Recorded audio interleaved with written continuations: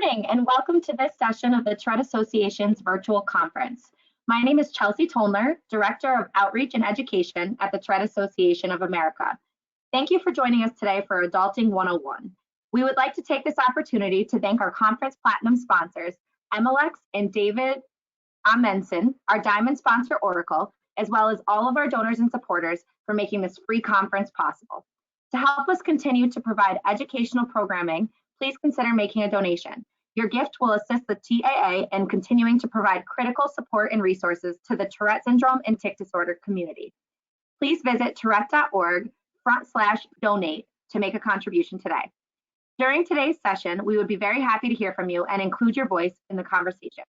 You may ask questions or share comments using the question panel on the right side of your GoToWebinar player at any time during the presentation. We will collect your questions and address them during the Q&A session at the end of the presentation. It is my pleasure to now introduce you to our presenter, Ellie Jarvie, MSW LCSW. Ellie is an adult with Tourette Syndrome. She has been involved in support and advocacy efforts since her diagnosis in the mid-1980s.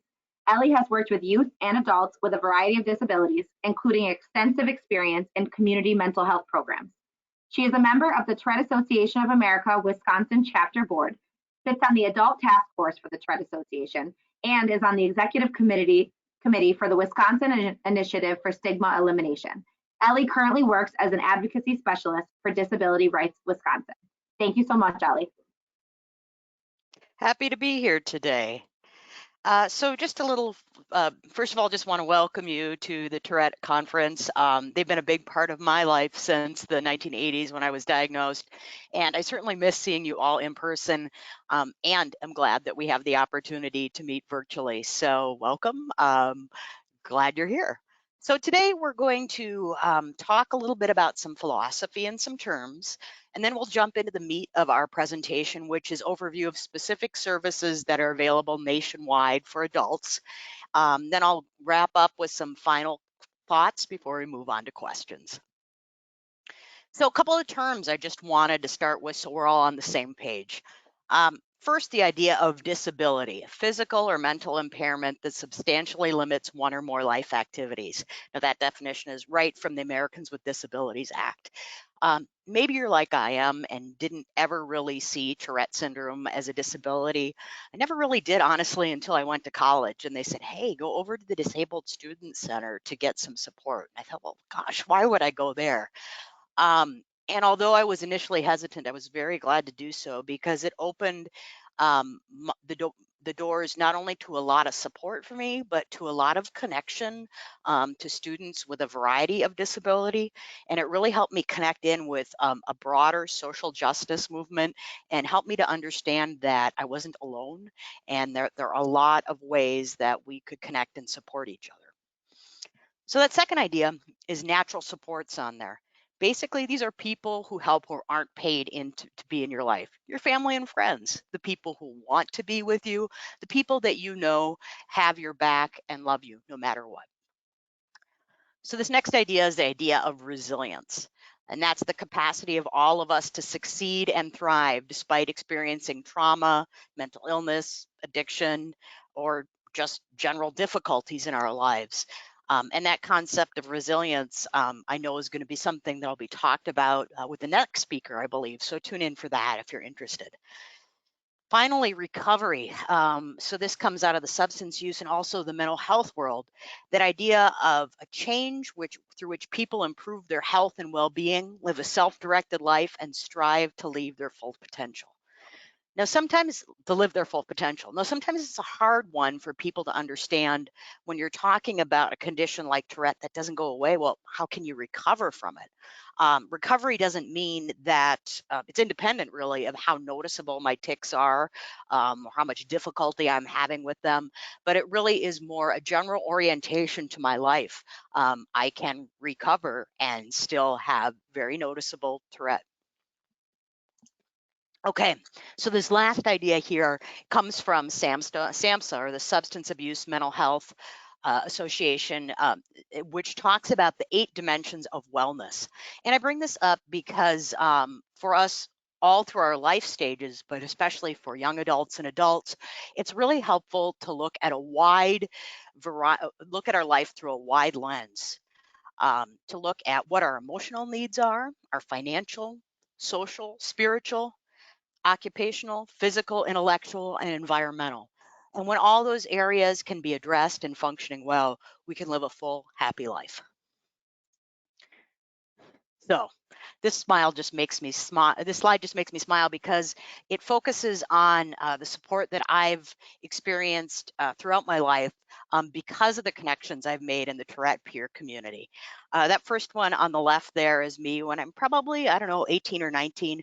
I worked at a summer camp in Bartlesville, Oklahoma, about an hour north of Tulsa, that served kids with Tourette. And I think they were open 15, 16 years. And so got a chance to meet a lot of wonderful people. Some of those campers are now adults. Shout out to Shelly Summers if you're listening. So anyway, that was an important part of my life and really helped set the groundwork for me, for that understanding of mutual support, that I could help others and others could help me because we'd had that same shared lived experience. That middle picture is the Wisconsin contingent at the last conference, I believe, and just that idea that that support can be lifelong. And that one on the right is Wisconsin folks at a ballpark here in Madison. We were able to get together pictures for a picture of with folks with Tourette.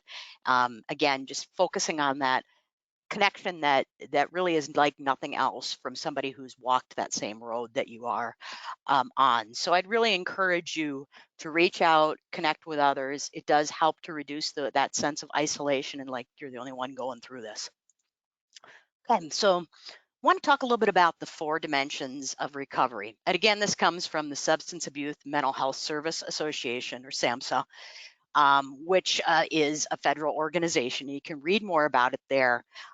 Throughout my presentation, you'll see these blue clickable links. So if you want more information, feel free to reach out to TAA and they can get you that slide deck. I've chosen to do that instead of handouts, but you can just click on those clickable links and go to websites, which will fill you in on more details. So 4 main dimensions of recovery that are important are your health, a safe and supportive home, a sense of purpose, and belonging to the community. So when all those things are functioning well, just like those 8 dimensions of wellness, we can live a full life. And when any of those are a little off, things can get difficult too. So having vibrant connections and good support in all those areas will help us to do our best. Okay, so before we move into resources, one last thing I want, or to nationwide resources, well, actually, this is one. I want to talk a little bit about self-disclosure. And that's being able to say, hey, I've got Tourette or other disabilities or issues you might be facing. That's important because to access services, you're going to really need to self-identify. Sometimes that's a hard thing for people to do. And historically, we didn't have a lot of good formalized tools to help people do that. But here are 2 that I really like. This first one is the Up to Me Teen Program Workbook, and you can see the link. That's actually on the TAA website.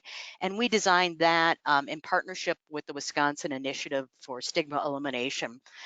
It's an evidence-based program that's been specifically tailored to people with Tourette syndrome and associated disorders, and it'll help you work through ways to think about, do you want to disclose? How do you want to disclose? What level of disclosure would you like to use?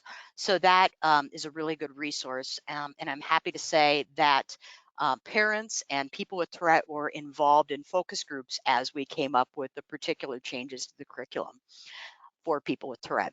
The second one's also, it's a much bigger resource, but it talks about disability disclosure, really focusing specifically on self-determination, accommodations, and post-secondary education in the job. So it's also another good resource, kind of not Tourette specific, disability in general, but also something you can check out, and that's free as well. Okay, so some considerations when you're asking for formal support. Encourage you to reach out early and often. Recognize that formal documentation is going to be needed. That's pretty much across the board in these programs. Understand that systems are overburdened, so it might take longer. You might have to repeat things multiple times. It helps to be persistent. And I really encourage you to keep copies of documents submitted and notes with the dates and times of people who handled them. That can help when there's questions about timelines, if documents get lost, just will really help your situation. Remember that asking for support doesn't exempt you from expectation. Rather, it gives you an opportunity to meet expectations.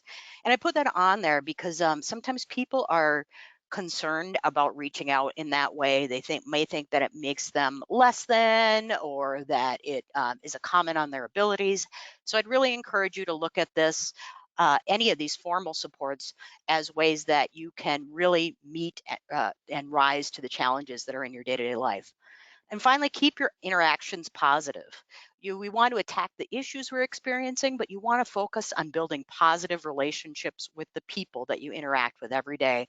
And that certainly includes the people involved in these programs. Okay, so let's jump into the actual meat of the presentation. What are some of the programs that are available? First is the protection and advocacy agencies and client assistance programs, also known as the P&A. And they're for people who have a disability of any kind, who are experiencing abuse or neglect or discrimination. Every state in the union has one. There's also one in the Four Corners area, specifically for folks who are Native American. And that clickable link will help you find a link to your state's P&A. The agency I work for, Disability Rights Wisconsin, is the protection and advocacy agency for our state. Nice thing is services are free and available to anybody across the lifespan. A person with a disability can call, as well as a friend or family member. And unlike some of these other services, there's really no burden of proof. If you say you have a disability, we believe you. We don't ask for any other additional documentation. We can help in areas such as schooling, employment, residential and community living, vocational rehabilitation, and criminal justice. And we're the largest service provider of legal advocacy services to people with disabilities in the United States. Okay, so now I'm going to have a short video that will run to tell you a little bit more about the P&A.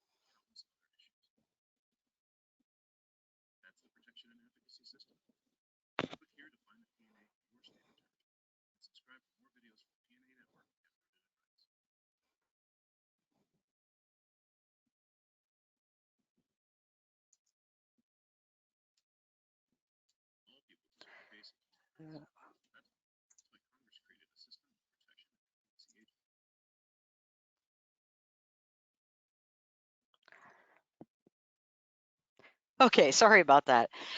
Next resource we'd like to talk about is independent living programs. And they're supported through some federal funding authorized by the Rehabilitation Act of 1973 as amended. Centers for Independent Living are pretty neat. They're consumer controlled, community based, cross disability, non residential, private nonprofits. Woo! So, what they are is they're service agencies that are run and are overseen by people with disabilities. In fact, 51% of the staff and board must be people with disabilities. So, they're a great place to go to get access to resources and support that you know are peer driven. Somebody who may not have Tourette but has a similar experience of disability that you make be able to connect with you better than a traditional service provider. So CILs work across to support community living and independence for people with disabilities across the nation. You can find the link to your plan there. If any of you are on Netflix, check out the movie. It's called Crip Camp, and it focuses on a core group of advocates that were able to pass the Rehabilitation Act of '73, and also really were the founders of the independent living movement and program. So, short video here about the CILs and what they do.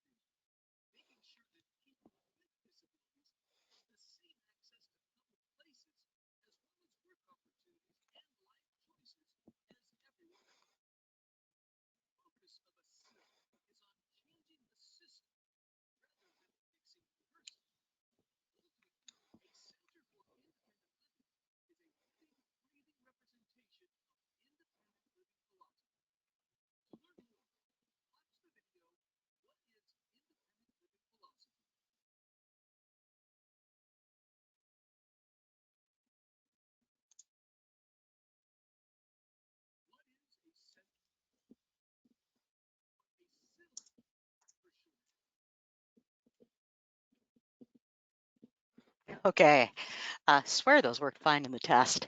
All right, so just one more slide about the independent living programs. And this really focuses on just some of the varied services you can experience there, including connecting to local resources, assisting with job searches, teaching local transit skills, helping with assistive technology, educating about rights, peer mentoring and support, help with self-advocacy, healthy living, housing options, home accessibility.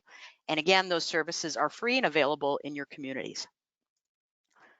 Okay, next, program I'd like to talk about is Vocational Rehabilitation Agency.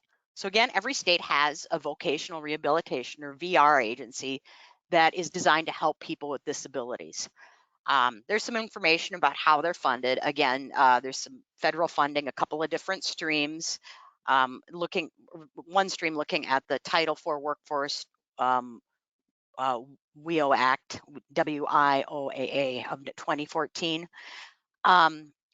Eligibility, you need to have a disability that constitutes and results in a substantial impediment to employment, and require vocational rehabilitation services to achieve employment outcome. If a state isn't eligible to serve all clients, priority is given to clients with the most severe disabilities. Because of that act in 2014, youth are hoping the piece is, we like to identify youth earlier than you used to. So hopefully you should be hearing about that through the IEP process. So people should be identified as being able to access voc rehab services. Okay. So after one is determined to be eligible for voc rehab services, the client works with the staff to develop an individualized employment plan, or an IPE, kind of like an IEP, but not quite. So the IPE describes the employment objective and how the VR agency will provide or coordinate services to achieve it. Services for each client are individualized and to the client's needs and strengths and interests. That can include things like counseling, job search and placement, job shadowing, training, education, and post-employment services. Okay, so disability benefits from Social Security. Two main types I like to talk about. Social Security disability income, SSDI, also known as Title II, and Social Security income, or SSI. Okay, so SSDI, there's a word, you would get that if you met the credits for having worked long enough. If not, if you didn't have that work history needed to qualify, you'd be looking at SSI. Both pay benefits to those who meet the agency's disability standard, and each includes a different set of detailed work incentives and rules about work. To qualify, you must file an application and provide evidence of, we're talking about SSDI now. You've got to fill out that application. You need to have a 5-month waiting period since the onset of disability, and there's a 12-month duration of disability rule. Okay. The decision is made by the state disability determination services, and then the application goes to review for SSA. The SSA formally makes that's the Social Security Administration. So the state level, they make that determination. Then your application goes back to the Social Security determination on disability. Then your application goes back to the Social Security Administration, where they look at the whole application, both the medical and non-medical criteria. And the benefited amount is based upon your level of earnings over those working years. Medicare coverage starts after 24 months of entitlement, so that's nice. And to qualify, you need to have a work history. And on the bottom of that slide is more information. Okay, so supplemental security income. To qualify there, you must file an application and provide evidence of diagnoses and functional limitations. And again, SSA determines disability and the onset date. So same process there. Unlike SSDI, SSI has no waiting periods to initially receive benefits. And it's a need-based program for people with limited income and resources. It provides cash assistance and needs for food and shelter. The amount of payment is based upon income and living arrangements, and Medicaid eligibility begins immediately. Sometimes you'll need to fill out a separate application, and it's administered by states. Every state will have different specific rules, and some states do supplement payment, and you can see more at the bottom of that slide. Okay, so another acronym here. This one is called PABS, the Protection and Advocacy for the Beneficiaries of Social Security.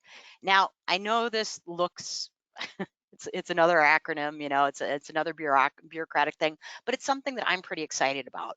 It's a program that we offer through our protection and advocacy agency, and it serves people who receive SSI and SSDI who want to work. And so it really helps them to remove barriers to employment. So you might have heard something about called the Ticket to Work program. Problem with some of these programs is sometimes the rules can be confusing and hard to understand, and that's really where the P&As come in. So we can help people understand the work incentives and issues that might arise with their disability benefits. It can protect the rights of people regarding conditions of employment. It can help beneficiaries understand and protect their employment rights and responsibilities, help with reasonable accommodations under the ADA and other laws, help with transportation, housing assistance, and obtain vocational rehabilitation, employment, and supports. So I really want to highlight this because a lot of times once people are on benefits, they think, oh gosh, there's not a way to work and it's all too confusing. But know that these programs, these PABS programs, are there for you. And you could access those by reaching out to your state protection and advocacy agency. Okay, so health insurance considerations. Just a few things I wanted to hit. I'm by no means a health insurance expert, but I said that in my write-up that I'd cover them, so I want to cover them. So adults can stay on in your parents' plan until you reach age 26. That's an option for you. Options might be available through your workplace, depending on how much you're working. Options are available for purchase on the marketplace.gov. And you'll be eligible for Medicare if you receive SSDI after 24 months of entitlement. If you receive SSI, you'll most likely be eligible for Medicaid. You might need to fill out a separate application. One point I want to hit here is understanding what benefits you receive and what medications or treatment are covered is important, and plans do change. So you might think you're all set, and then that formulary changes, and boom, all of a sudden your payment responsibility will change. So it's going to require persistence. It might require additional documentation, and you might need to reach out to have somebody help you understand those benefits to truly get your full coverage. Final thoughts I want to leave with you today. So each of us has different support needs throughout our lifetime. Accessing a combination of formal and informal supports will give you the resources you need to do your best and live a full and active life. It's helpful to think about what other diagnoses you have which might be related to Tourette syndrome or not that could impact your eligibility for services. It's important to make programs aware of these labels, especially when completing intake paperwork and interviews. Sometimes there's a tendency in our world to label everything, to put everything under that Tourette syndrome category. And this is a situation where I'd really caution against it. It's really helpful to list out your specific diagnoses, be that attention deficit disorder, obsessive compulsive disorder, insomnia, anxiety, whatever. Because those additional disorders or labels might open you up to receive benefits that you wouldn't otherwise be entitled to. Remember that accessing disability benefits such as SSDI or SSI doesn't mean that you can't work. Check out that Ticket to Work program. And if you run into barriers or it's confusing to you, feel free to call us up at any of the protection advocacy agency in your state for some more information and direction. Persistence and determination go a long way into meeting your goals and reaching your potential. Sometimes it feels like a big slog with Tourette syndrome, especially, when you're hitting those first young adult years. And you wonder how you're going to be able to make it through. There are a lot of people out there to help you. So just keep working on taking that next step. And you might really surprise yourself on where you can go. Keep focusing on ways to build your support network, both informal and informal ways, and that will help you to succeed and to do your best. Okay, I'm ready for questions. All right. Thank you so much, Ellie, for such an excellent presentation. And I just did want to let everyone know, we did notice that the sound was not working for whatever reason on the videos. There was closed captioning available, but I've also attached Ellie's presentation under the handout section on your panel on the right. so you can access the full presentation slide deck as well as those videos at a later time, just so you guys know. But we are going to look into the questions now. As a reminder, you can continue to submit the questions.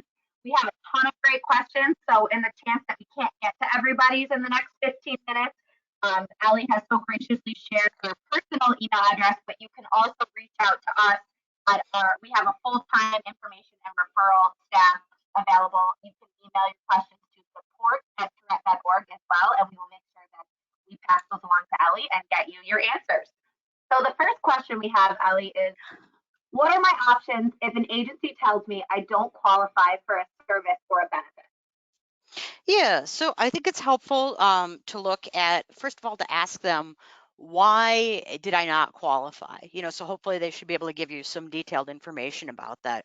And then ask them if there's an opportunity to appeal that decision. Some agencies have very formal appeal processes, such as the Social Security Administration. And sometimes for certain benefits, it could take multiple times where you need to appeal that decision before you get a ruling in your favor.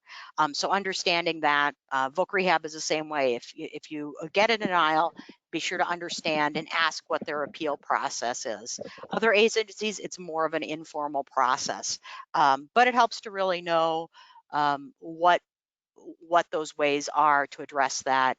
Usually it's not a one and done. So again, persistence and good documentation really helps there. Great, thank you. And then our next question is, someone wrote in, thank you for the question. We live in New Hampshire. Our son is 21 and works part-time before COVID. We had a bad experience with Voc Rehab. They basically gave us a website with job listings, not specifically for people with disabilities. Do you have any thoughts or suggestions? Yeah, I think Voc Rehab people's experience can vary, and that's just the reality. Sometimes practically I've seen it depends on what counselor that you're assigned. Um, if their case is still open, I'd try starting with that assigned Voc Rehab counselor and asking for more information, saying that you need more support. If you're not getting success there, I'd take it up the next step and ask to speak to that person's supervisor. If they're no longer an open Voc Rehab case, I would reapply. And when you reapply, I just make really clear what services you were provided, what didn't work about that, and what type of services you think would fit better. And really to have your son drive that process as much as he can. As he's 21, I don't know what his other disabilities are, but making sure that his needs and thoughts and interests are front and center when that process happens is going to be important. Great, thank you so much. And then our next question here, how do you let your potential employer know that you have Tourette without jeopardizing your hireability? That's a great question. Stephen Korfman and I did a webinar specifically on the Americans with Disabilities Act for the Tourette Association. We addressed this a little bit.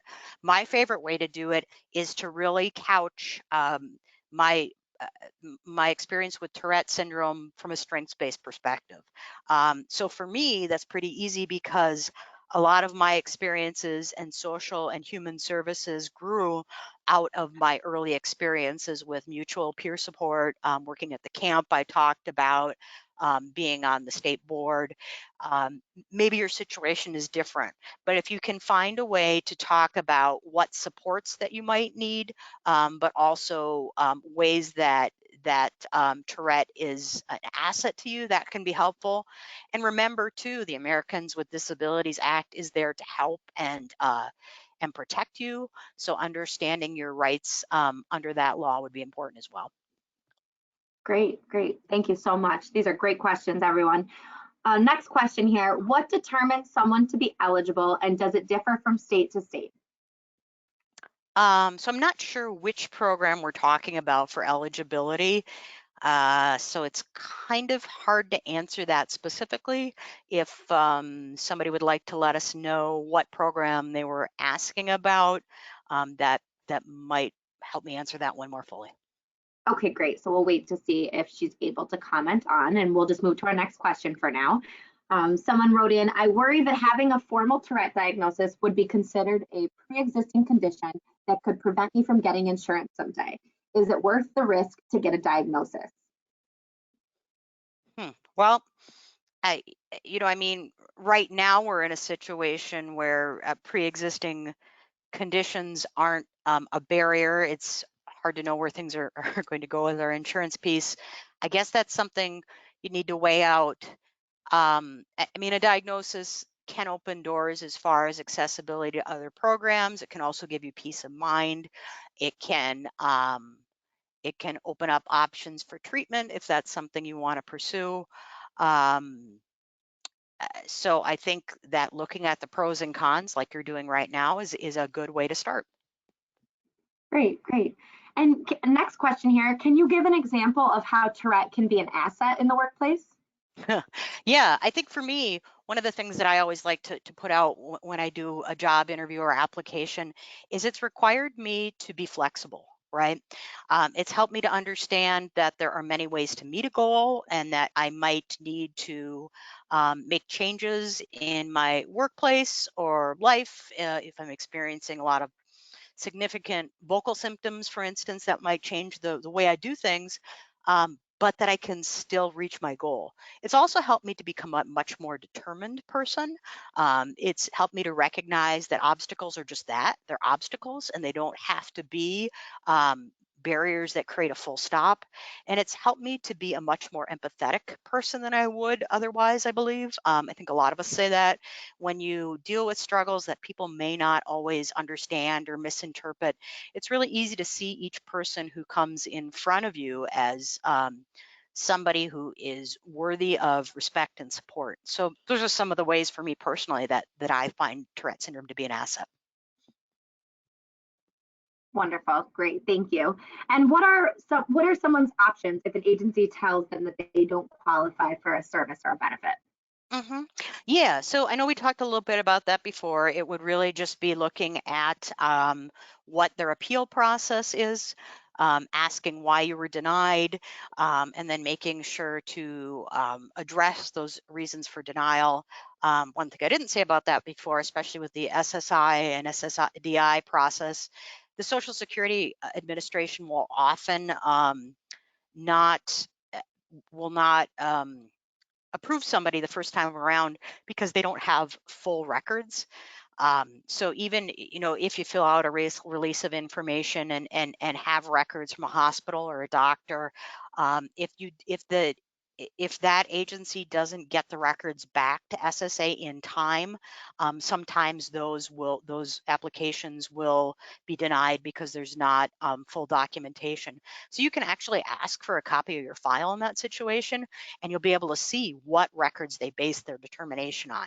Then you can kind of go back and say, oh gosh, yeah, they forgot this piece or they forgot that piece. And, I can do my part to make sure they have that record so they've got a full account of what's going on.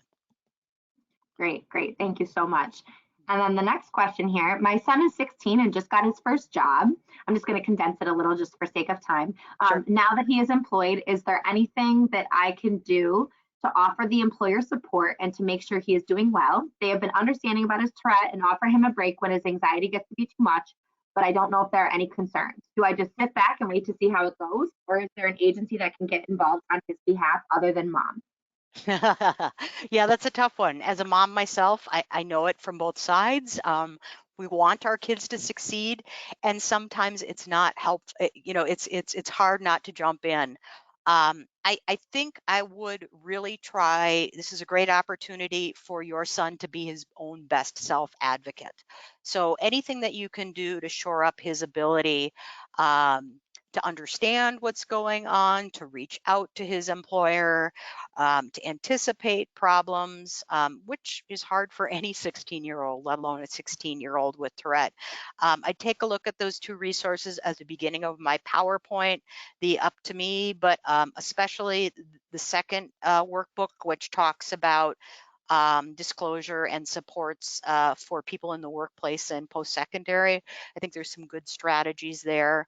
Voc rehab could be an option. I'm not sure if he has an IEP through the school, but depending on what his transition plan is there could be options, but he might not need them. And as much as possible, when you've got a 16-year-old, letting him make those decisions on how and when to reach out, those are going to be good life lessons that will help him become a successful interdependent adult. Great, great. And next question here.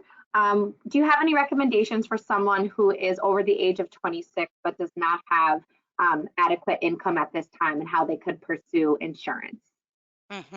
Yeah, so if they don't have income, again, taking a look at are they eligible for the SSI and SSDI programs? Is that something that's available to them? And then accessing the medical options there can be easier. If not, a lot of states, have increased Medicaid Um, eligibility. So I'm not sure what state you're in, but that could also be an option, even if they're not getting SSI and SSDI benefits. And you know, uh, opportunities on the marketplace are also there. Great, great. All right. We have time for a couple more questions here. How do you deal with difficult people who are not tolerant of your Tourette in a professional setting? hmm Um, I think that it's helpful at first to not personalize it. That's really hard because I have Tourette and they're experiencing that. I try to, first of all, bring empathy to the table and look at, this is frustrating for me at times. So, of course, it's frustrating to them. I try and look at ways that we can get both our needs met. So, what's the particular problem around that? Are they just not understanding certain things? Is it that my symptoms could be disruptive to them? And if that's the case, are there some very simple things that I can do to change that? Do we need to make an environmental change? Right now, for instance, I'm lucky enough that I work in an office where I can shut the door. When I worked in state employment, we had cubes, and that was from the workers all the way up to the supervisors. Very few of us had doors to shut, so we had to get creative with things like headphones or shifting work hours. But I think really, if you look at it, one of these situations where, okay, we're both dealing with a common enemy, a common frustration, right now, what is that? And to try and look at that, at ways that we can come up with a solution that's beneficial to both of us. That's what's been most successful to me. Um, Another thing that I've done really practically is when I was working at a social service agency where I was at a lot of different public meetings, I just asked for a simple accommodation. And that was standing up and giving my 30-second elevator speech about Tourette syndrome and letting people know that I wasn't doing anything to be intentionally disruptive. That allowed me to relax, which decreased my tics. And I also opened the door to have people talk to me, or if they weren't comfortable talking to me, um, that they could connect up with resources at the TAA. And that seemed to head off a lot of problems before they started.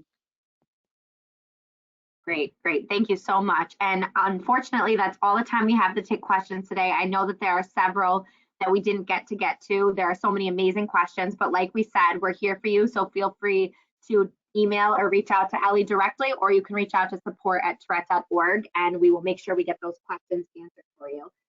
Ellie, do you mind just going to the final slide for us? Yes, thank you. Thank you so much. And we just want to say thank you again to Ellie for such a great presentation, and to all of you for tuning in today.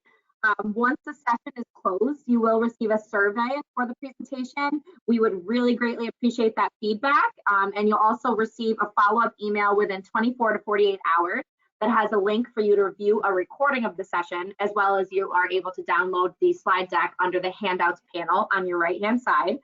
We're also going to be posting this session on the TAA's YouTube channel for those who may want to share this with someone else as well. We encourage you to reach out to us about this virtual conference, being that this is our first time. We are open to ideas and suggestions, any questions, follow up. We would love to hear from you. Thanks to our generous donors, this was presented free of charge. And, you know, we do welcome you to support the organization as well, especially if you appreciated this session, so that, especially during these difficult times, we can continue to offer programming to you. You can visit us at tourette.org to learn more and to donate. On behalf of the Tourette Association, we thank you again for joining us, and have a wonderful day. Thank you, Ellie. Thank you so much. Have a wonderful conference, everyone. Take care.